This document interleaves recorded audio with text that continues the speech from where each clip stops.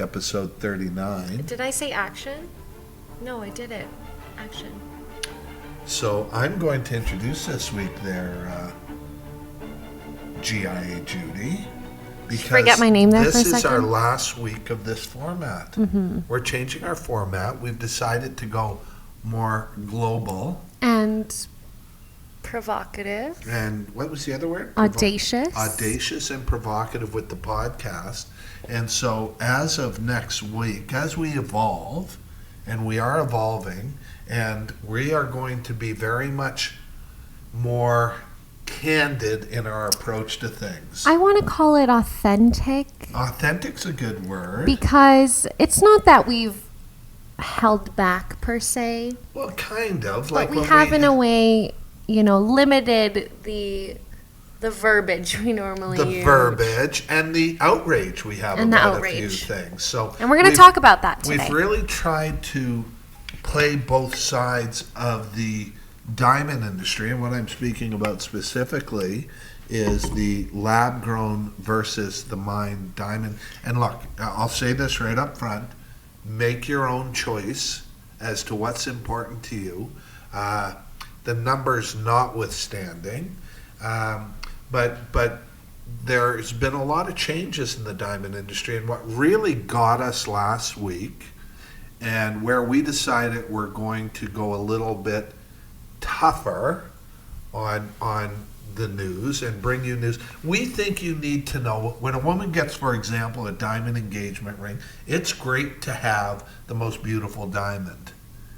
But what about the emotional aspects of that? What about the environmental aspects of that? What about the ethical aspects of that? I mean, don't you want to be able to look down at your diamond engagement ring, and you're not the best example of this? Yeah. And feel good about it. And feel good about every aspect of it. Mm-hmm. And so, we're another first for the Global Diamond Broker and that the first one is the fact that we guarantee the beauty of your diamond forever. We're the first company in the world to do this. In fact, the Rare Rock brand, you will see as we evolve forward with it, is representative of that, where we flat out guarantee it for life, where you can either exchange or return for a full refund any diamond that isn't the most beautiful. Can you imagine? It's 2023. The technology is available. Mm-hmm. Number one. But number two, the source of your diamond, the history of your diamond. What's its background? Where is it ethically? Where is it environmentally? Its origin, yeah. And really, where is it economically? Mm-hmm. I mean, what are you really paying for, and what are you really getting? And so we had our new fact-finding assistant, Tricia, pull up that article. Oh, is this my turn to talk? You're never happy. Tell me I don't talk enough. I talk. And so, do you understand? I just don't know when Tricia, you want me to come in. do you understand what I'm up against here? Like, did she just not give me crap for not talking enough? And I sit down and talk more, and then she gives me crap for that. Women are just never happy. Well, I'm never happy. Okay, I was going to say, I know lots of happy women, but you're also dealing with a bit of an issue today because of my beard, apparently. That it's triggering your daddy issues? There's no such thing, okay? Well, we know that ain't true. Okay, I've seen some of your dates. Whew. Anyway, I'll be sure to shave. I'll be sure to shave next week. Oh my God! But this article from De Beers talked about for 8 years, De Beers failed to comply and record the levels of mercury that they were producing in their dumping into the environment. Yeah. For 8 years. And where some of the biggest mines in the world are now in northern Canada. Mm-hmm. The Northwest Territories. And it was mercury going into the environment. Which we all know is terrible for the environment. Which is a nasty, destroys ecosystems. Destroys lives. Destroys lives, basically. Right? And not just the lives of people, but the lives of, this is northern Canada. This is polar bears. This is, snowy owls. This is fish. This is, trees. This is tundra. This is, it's so many things. Wolves, bears, polar bears. You watch any social media these days. I mean, these things are in crisis. Anyway, the more I thought about that article, the more outraged I became that in 2023 that they are covering this sort of thing up and being charged with it, when certainly you would think with the billions of dollars behind these organizations that they would at least take some responsibility for the environment. And not wait for the media to call them out. So anyway, and it's not like the media really goes and calls them out. This is the other thing. I mean, why did we have to dig and find this story? Like, what's going on in the world? Just kind of goes to show how much power they have, too, It's wealth. Like, who's going to sue them? Who's going to do anything to them? Right? There's nothing's going to happen. But we think you should know. And we think you should know. And so we're going backstage because I do not want a diamond that has poisoned our environment. And so as a result of this, we've come up, again, here at the Global Diamond Broker, this will be an important part of our world's most beautiful diamonds, which we talk about all the time. But we're also adding a new 4 C's to the game. Except they're 4 E's. Except they're 4 E's. And I'll run through them right now because, again, we're the first people in the world to bring this to your attention. We're not retailers. We're not, wholesalers. We acquire diamonds direct. That was a very successful business of mine, by the way, Diamonds Direct. Through the cutters and through the manufacturers and direct from the mines.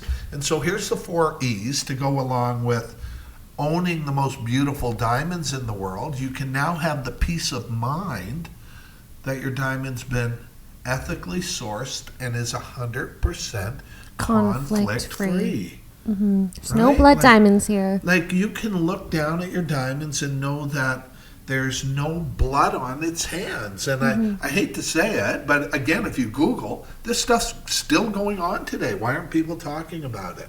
So we actually go, I guess the extra mile to make sure that's not the case with any of our diamonds, that they're environmentally friendly. Do you want a diamond that's killing wildlife? And I hate to say it so crassly. How am I doing, by the way? You're doing excellent. You gave me so much crap when we started this morning that you didn't feel. But it's hard for me because I've been in the business 40 years. I have a lot of friends. I've had employees who worked for De Beers for 20 years. I have friends at De Beers. I don't get it, De Beers. Become a better corporate citizen. I understand you're a mining company, and I understand at the end of the day it's people that are making these decisions not to report for whatever reason. But come on, clean it up. Do better. Do better. Do what I did with my kids. You clean up your mess. You don't pretend it didn't happen. Economically intelligent acquisition of diamonds. This is an E. And when I say economically intelligent, we have another issue in our markets today and in the world is blood diamonds from Russia. Right? I'll bet they're coming out like it's unbelievable that these have not been stopped yet. Or what you should pay for a diamond today. Because at no other time in history should they be more affordable and really are, and we can show you how all that works. But the last one for us is this, is to be emotionally gratifying for the woman who wears them. Like, I know there's anomalies where guys get rings, and that's great, but imagine an emotionally gratifying diamond as your engagement ring, where it is the most beautiful in the room, that it is ethically, environmentally, and emotionally, and economically the best opportunity in the marketplace. Those kind of go all in hand, And I talk about this because this, to me, is the new luxury. I mean, what is luxury? I mean, these big companies, and I'm going to single out Tiffany again, because I was, as you guys know, I was looking at Tiffany ads yesterday when I didn't realize The phone was airplayed onto the TV On the screen big while screen Colin's in a TV. different room. and We were nervous. like We're all calling Colin like, your AirPlay is on, turn it off right now before we see things that we don't want to see. But what did you see? He was on Tiffany. I was on Tiffany. Yeah. Looking at the Tiffany ads where they talk about their social responsibility. Really, Tiffany? You don't know where your diamonds are coming from, and you darn well know Russian diamonds are in your mix. Right? So stop the bullshit. Okay? Should I be talking like this? I mean, 100%. this is the hard truth. Stop the bullshit. You don't know where they're coming from, and you darn well know there's Russian diamonds in your pipeline. Right? Like, anyway, so I'm going to get a letter from them soon for sure. You know, that's one aspect. The other aspect is luxury. Like, when was luxury? When did it change? It did not be about beauty. And this is why we're going to be talking about the Hard Truth podcast. Right? And so send your notes, send your letters, but it ain't going to be pretty anymore. I mean, it'll be pretty because you're here and I'm here. And it'll be cute because you're here, right? But I'm still good looking, right? Like, who is the actor that I Oh my most... God. Here, hang on, the fact checker just... What was that again, Tricia? George Clooney. She's saying that to appease you. You know I'm that, the right? George Clooney of the diamond industry. Oh my God. Except I'm 6'3", 273 pounds of He's massive. solid muscle. You're kind of hard too. What? You're kind of hard too. Yeah, that's right. Yeah, maybe we should go with that. I'm kind of hard too. That sounds wrong Wait. when I say. Forgive us, okay? But it's our first week of really looking at this stuff and really wondering what you want to know. So please tell us. Do you want the truth about diamonds? It's a hard truth. It's a bitter pill to swallow. Yeah. Right? Like, they haven't done anything about sanctions against Russia. They haven't done it. So here's what happens with Russian rough, with the Russian blood diamond. They ship it all out of the country, and whoever cuts it, when they recut it, all of a sudden they're not Russian anymore. Look, they're Russian. They're blood diamonds. Be cautious. Be careful. Ask questions. Don't trust. Don't trust. Anyway, so there you go. There's my little De Beers rant. And, you know, I feel a little bit betrayed. As not just as a person who's been really, who's traversed all levels of the diamond industry over a 40-year period, but also as a Canadian. I mean, the Canadian North is you know, renowned all over the world for its pristine, you know, outbacks and its wildlife. And, you know, I mean, how dare you is how I feel. And so this is where the hard truth is coming from. Look, this week it's mine diamonds that we're a little down on, we're not a little down on, we're quite upset about, because we don't want that in your diamond. And I'll bet you don't either. And so we're going to be doing, we've brought on a researcher for this. We're going to be doing more stories about the hard truth of the industry. So you can end up owning a brand that is the most beautiful forever, that the workmanship is the best in the world forever, and that you can be, what is it we call it? Emotionally gratified with your piece of jewelry, that every time you compare with a girlfriend it's the most beautiful, but also that it's environmentally, ethically, and for him economically the best choice you can make. Isn't that the real luxury? is true beauty. And isn't it smart luxury nowadays? Like, let's get real. Why pay so Gone much? are the days where you have to be spending. Why Yeah. pay so much? And you can go to their website, and I'm going to pick on Tiffany again here since we're talking for an eye-colored diamond that may or may not be eye. Remember, Most likely Tiffany not. grades their own now, and I have stories about that as well. Because that ain't ever going to be a beautiful diamond or anywhere near the most beautiful. It's dark. Do you want a brand that says Tiffany? Because after you own your ring, no one's going to talk about it's a Tiffany because it's always going to be the worst looking diamond in the room if you get an eye color Tiffany. Yeah. That's why Tiffany employees come to us and get their diamonds from us.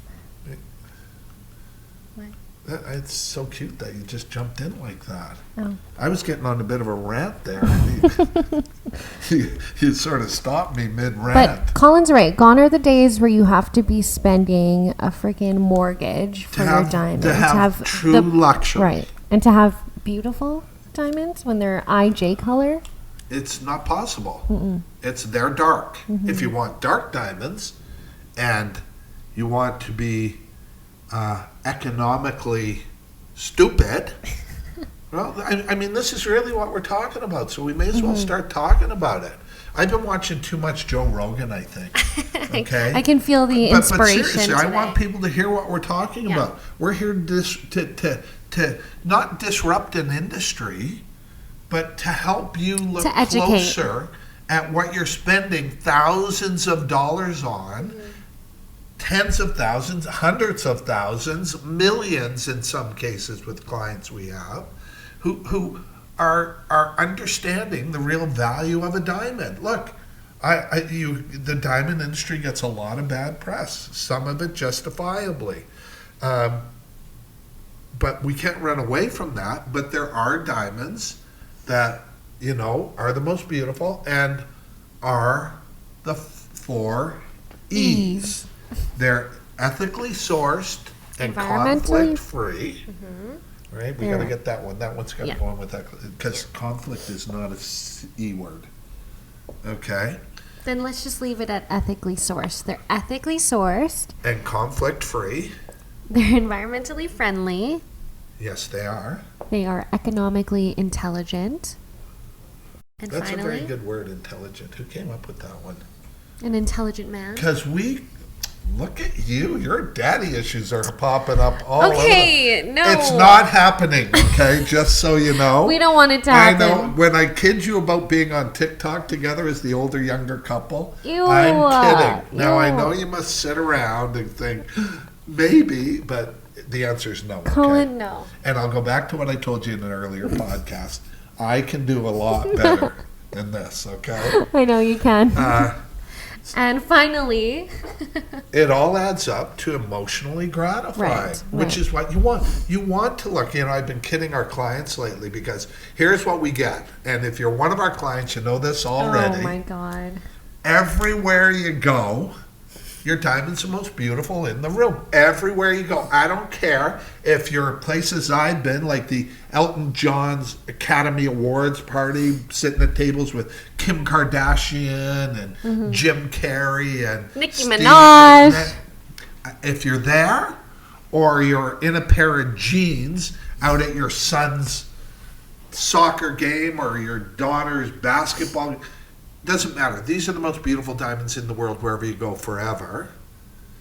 What was the point you were trying to get Yeah, at? what is it? I had a good one going there. Where the wife will look down at her finger. Oh, yes, with my clients. And so what I've been asking them, because invariably we got a call a week or two after they get engaged. Or the day of. We've been doing 25-year anniversary rings lately. We've been doing engagement rings for the sons and the daughters of clients' previous clients. It's crazy. The Global Diamond Broker took care of years ago, and where they all talk about how beautiful it still is every time, and everybody talks about my mom's ring.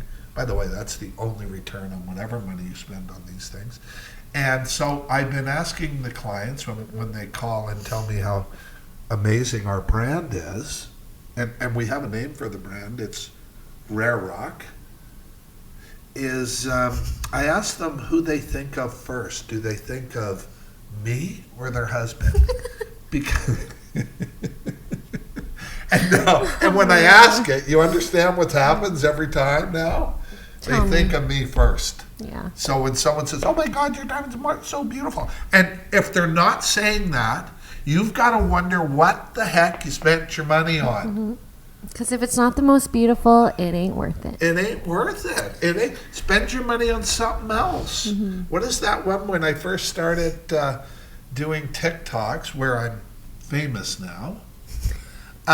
When I first started doing, we just got another sale off of TikTok today. And our podcast. And our podcast, that's right. People listen to our podcast from Washington, D.C.